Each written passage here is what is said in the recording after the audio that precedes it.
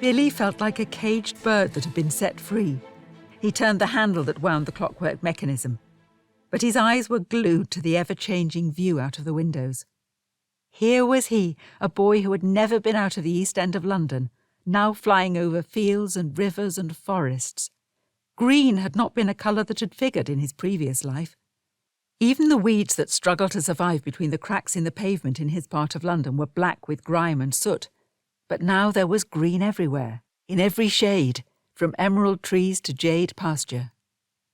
They were flying low enough for him to see farmhands working in the fields. Occasionally, one of them would notice the cigar-shaped shadow on the ground and look up as the airship cruised by silently. Billy imagined them open-mouthed in amazement. With the clockwork motor fully wound, he joined Charlotte at the helm, from where he had a better view of what lay ahead, rather than just what was directly below.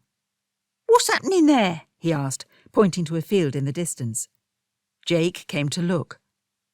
"Are they having some kind of race?" wondered Charlotte. They could see figures running across the field. "No, it's more serious than that," said Jake worriedly. "I think they're chasing someone. Can you go slower and take us further down?" Nervously, Charlotte adjusted the controls and was gratified when the airship responded to her touch. "We should ask Mr. Moon," said Billy, racing back to where Oliver was snoring. Moments later he returned. "I can't wake him. I think it's 'cause he was up all night and there's an empty bottle of wine in his hand." By now the airship was quite low, and they could see the glint of weapons in the sunlight. Some of the pursuers looked like farm labourers, but red-coated soldiers were amongst them too. "The thing is, whose side are we on?" asked Jake. "I don't fancy the chances of the chap in front. There's a river ahead. It depends if he can swim." "The army hasn't been particularly kind to us lately," observed Charlotte. "Then let's help the fox, not the hounds," said Jake. "How?" asked Charlotte. "One of the mooring ropes is still coiled on the winch next to the doorway. You could lower me down. Billy, can you tie a slipknot on the end of that rope so we can make a loop for him to catch hold of? Charlotte, can you travel at the same speed that he's running?" Showing no trace of fear, Jake twisted the knotted rope around his metal hand and pressed a button to make his fingers lock tightly on it. "Winch me down," he shouted to Billy, and he opened the gondola door.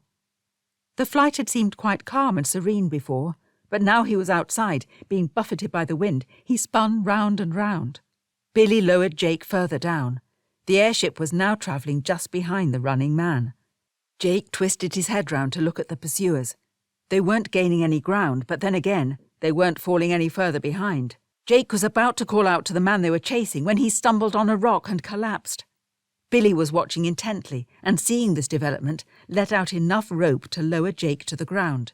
"Can you make the airship stop, Charlotte?" he yelled. "I'll try, but it won't be instant," she responded as she slammed the controls into reverse.